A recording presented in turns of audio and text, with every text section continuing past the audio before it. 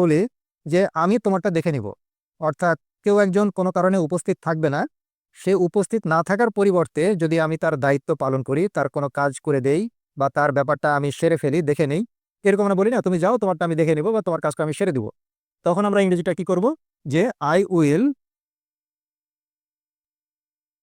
Cover for you. I will cover for you অর্থাৎ আমি তোমারটা দেখব বা আমি তোমার দায়িত্বটা সেরে দিব। ওকে, আমি যদি বলি যে ৪৫ মিনিটের দূরত্বে একটা এয়ারপোর্ট আসে বা ৪৫ মিনিটের দূরত্বে একটা বিমানবন্দর আছে, তার ইংরেজি কি? There is an airport 45 minutes away. এই যে 45 মিনিটস অ্যাওয়ে, এর ইংরেজি হচ্ছে, বাংলাটা হচ্ছে বা অর্থটা হচ্ছে যে ৪৫ মিনিটের দূরত্বে। দেয়ার ইজ অ্যান এয়ারপোর্ট, একটা এয়ারপোর্ট আছে 45 মিনিটস অ্যাওয়ে, ৪৫ মিনিটের দূরত্বে। আমি যদি বলি যে শহর এখান থেকে কাছেই, শহরটা কাছেই বা শহরটা নিকটেই, তাহলে আমরা বলতে পারি যে town is very close. Town is very close অর্থাৎ শহর খুব কাছেই।